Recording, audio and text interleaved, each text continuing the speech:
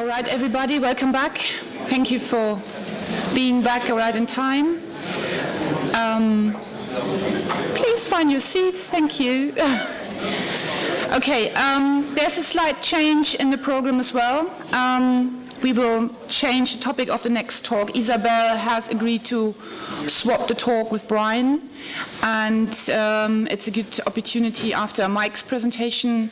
We would like to give you a short overview about EUAC and what EUAC can do for you, because we think it's important that we give out some essential information, because we have a lot of new faces in the community, and for improvement of communication, we decided to make a presentation about EUAC and who's in the committee and everything, and what are our future plans, and that's what Brian is giving in his talk now. Everybody knows Brian, but so he's not talking about freshwater fish now, but about EUAC. So please welcome Brian.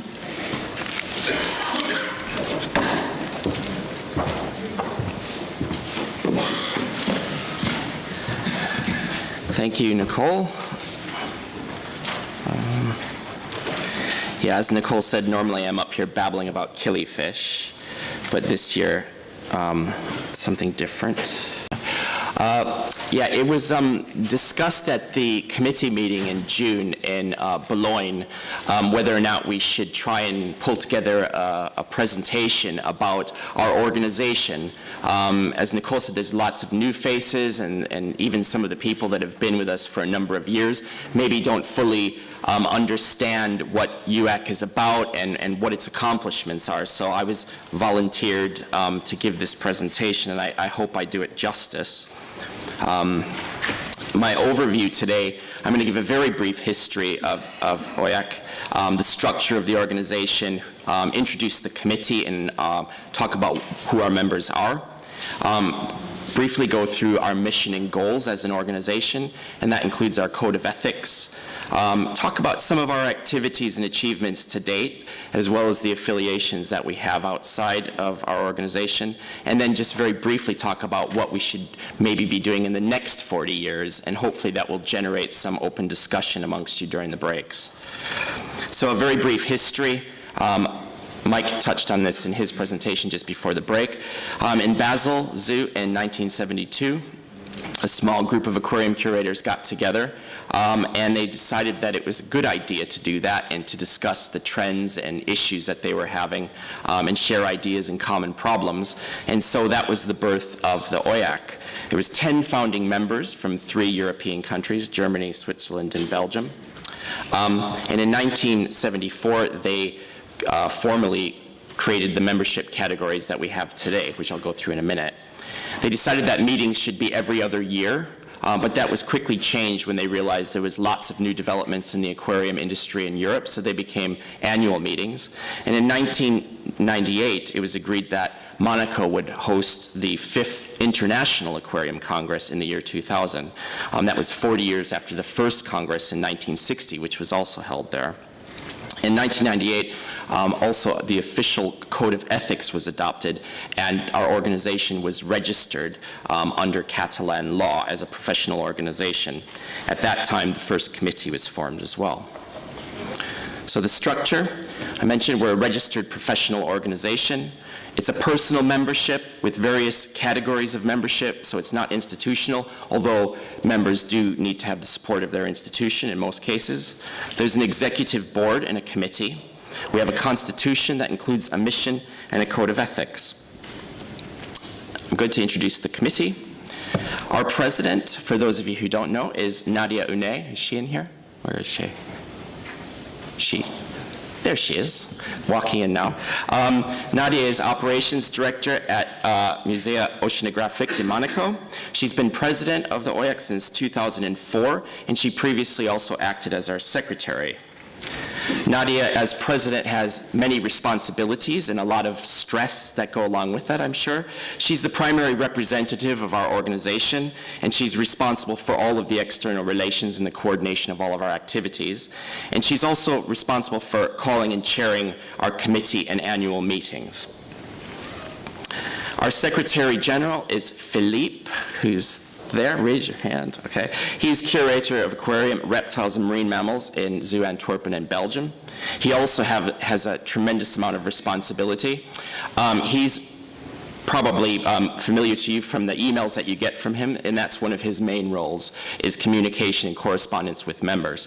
He's also responsible for putting together the minutes of the General Assembly and the committee meetings, and for the publication and distribution of all documentation that is of interest to the committee and the members. Rob, who you heard from earlier this morning, is our treasurer. He's Displays Development Director of Merlin Entertainment's at Sea Life Centers. He's got the big job of dealing with all the monies. He's responsible for ensuring the proper management of fundraising together with the administration of all of our accounts.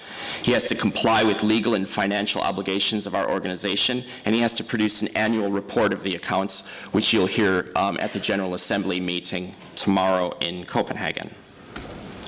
There are 11 additional committee members. Can you all raise your hands if you're in the room? I don't know if all 11 are here. I know at least one isn't. There's 11 additional members from a variety of different backgrounds. And they represent a cross-section of Europe. The aim of the committee is to have a regional representation, so it's not all from one country. And those regions are broken down into the three sort of bigger countries in Europe, as well as regional areas, so the Iberian Peninsula, Southern Europe, and Scandinavia. There are two co-opted members on the committee. One of them is Mike Causer, and he gave a presentation about the sponsors, and that is his primary role on the committee. And the other one is the FITAG, or Fish and Aquatic Invertebrate Taxon Advisory Group Coordination, and that's me, with Max is, of course, my co-chair on that. There's a few differences between the executive committee and the ordinary committee. Executive committee members run for a 3-year term, which can be extended 2 additional times, so they can actually be in their positions for up to 9 years.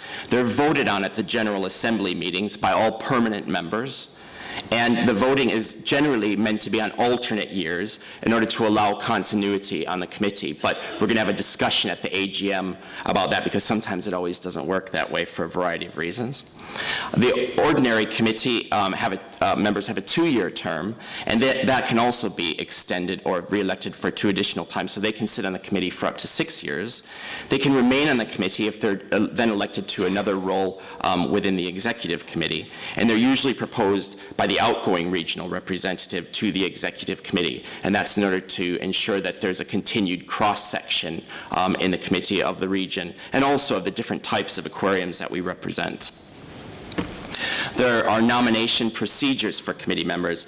So ideally, 3 months prior to the General Assembly meeting, which we're having tomorrow, positions that are up for re-election and renewal will be announced by the President, and nominations for candidates will be invited from all members, that's full and associate members. Proposals from members must be submitted with a written acceptance from the candidate 1 month prior to assembly, so you can't just propose somebody and surprise them. They have to accept the nomination. And in the case of a lack of nominees, which has occasionally happened, the committee will submit their own proposals.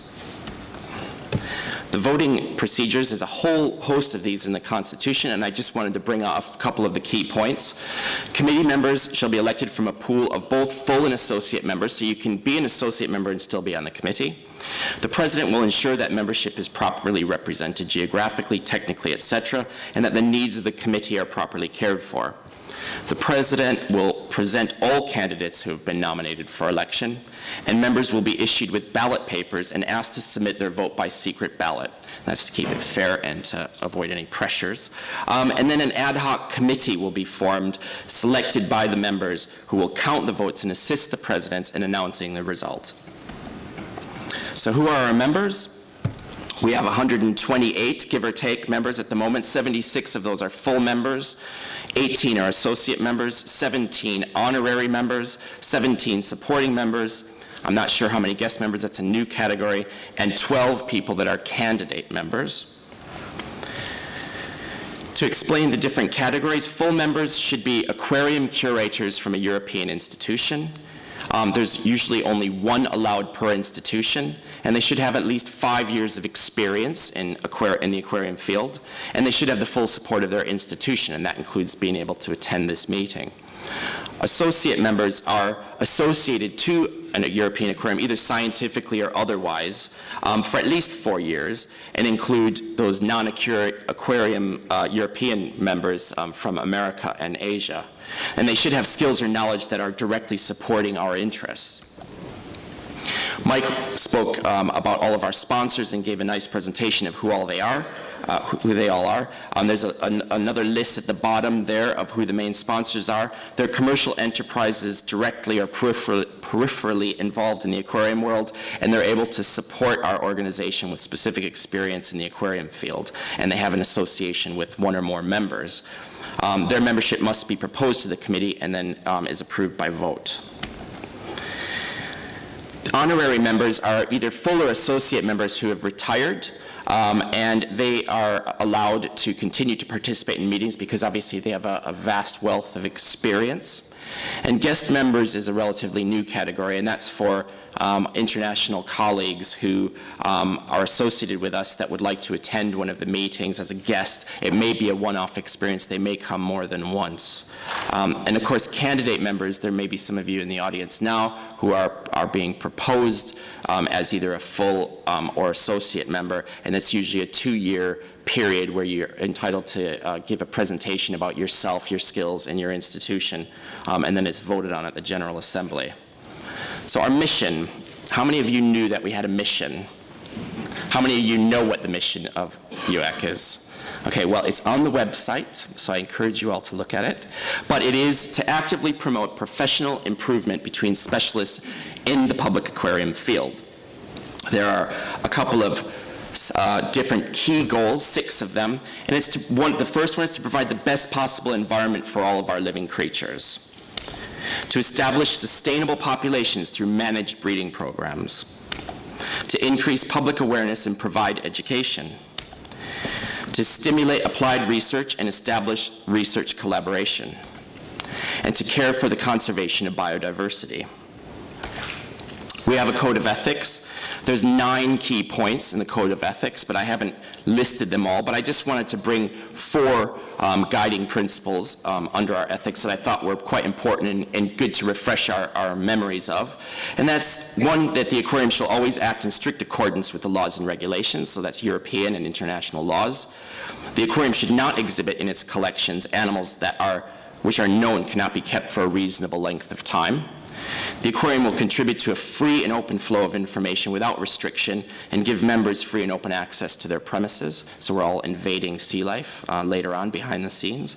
And the aquarium will participate in breeding efforts and professional improvement projects such as the FITAG whenever possible. There's a number of activities and achievements over the last 40 years. There have been 29 meetings held in 14 countries of Europe, and there was 1 meeting that was actually jointly held with the American colleagues in Pittsburgh. There's been participation in 8 international aquarium congresses, and obviously a lot of work goes into helping organize them. The EUAC established the Conservation Fund in 2002. Mike mentioned this, and that's designed to fund in situ conservation projects. And those funds come from our sponsors and our supporting members. So the money that they pay to be a supporting member goes directly back into conservation, which is a great achievement of our organization. And there's 10,000 plus euros available each year, and the applicant must provide match funding. So that can be in the form of staff time, et cetera, but the budget figure needs to provide a match funding for that. And application forms are annually reviewed by the committee and decided on for their quality, and there's quite a stringent selection criteria. Fish flash was one that we discussed at the committee meeting yesterday. How many of you have used fish flash? How many of you used fish flash recently? Okay. Okay. One of the things that Stefan, who's managing our website, has pointed out that there's less use of that, and we really want to try and rejuvenate that and get more people involved in using that. I mean, we have lots of animals that we're breeding, and we should be sharing them and trading them with our fellow members. We have over 20 commercial sporting members that Mike already mentioned, and we have a website which is constantly improving, which is designed for disseminating information to our members. And the website has both open access for anybody, members of the public, and restricted access for our members, which gives lots of the details of previous committee meeting minutes and annual general meeting minutes as well. FITAG, the Fish and Aquatic Invertebrate Taxonomic Advisory Group, is a direct collaboration with EASA, the European Association of Zoos and Aquariums, to manage programs for fish and aquatic invertebrates. It utilizes European stud books to monitor and monitoring programs to create sustainable populations within our collections. And in April this year, we had a regional collection planning meeting specifically for elasmobranchs. Max, my co-chair, dealing with the sharks and rays, and also the most long-standing experienced ESB keeper, has a tremendous amount of information about that workshop and what we're trying to do. And we're actually trying to roll that out on a much higher level with all of the animals in our collection. And it's responsible for developing the regional collection plan for fish and aquatic invertebrates. So which species should we be collectively managing as a group of aquariums rather than on an individual basis? And it is the aquarium and zoo response to species conservation. So it utilizes our husbandry and breeding expertise to directly impact conservation for many species. We have a number of affiliations or associations. I mentioned EASA already. Obviously, the zoo and aquarium world loves acronyms because they all seem to rely on them. FITAG falls underneath it, so it's a joint EUAC and EASA initiative. And the AZA, the American Association of Zoos and Aquariums, WAZA, World Association of Zoos and Aquariums, and the International Aquarium Forum, IAF. And if you have any questions about that, Paul Van den Sand's the former president and still the representative for that. So what next, the next 40 years? What do we want from our organization? What should we be trying to do? Everybody probably, I hope, has an opinion of where we should be going. And I just threw some things out there based on my conversations with various people over the last year. What should we be doing? Should we be creating position statements about key issues? Katie mentioned the big fish campaign that BIAZA is doing in Britain. Should we be doing more and having official statements about keeping of fish that grow too large for aquariums, for instance? Should we be working more on sustainable population management? So we have our stud books and our programs and stuff, but what about the species that aren't part of a program? Shouldn't we be looking more at how we sustainably keep them and breed them or acquire them? Should we be further developing our existing activities? So what we're already doing, the conservation fund, should we be trying to increase that in terms of the amount of funding available, but also the scope of what we're doing? Should we be trying to do campaigns? You know, this could be something that is run every other year, every 5 years, once a year, or not at all. I mentioned more marine conservation and freshwater conservation projects, and how about better collaboration with research? I think it would be great to see on the website a list of publications and papers that member institutions have collaboratively worked on together that would be available for wider consumption. So it's your decision, and if anybody's got any great ideas, please see anybody that's on the committee and submit them, because we'll be talking about this over the next year and talking about where we want to go. Thanks very much for your attention, and I also want to thank my fellow committee members for helping me pull together all of this information. It's a tremendous amount of information and lots of work that's been done, and I certainly couldn't have pulled it all together on my own, so I want to thank everybody for doing that and for the people who helped review this presentation as well. Thank you very much.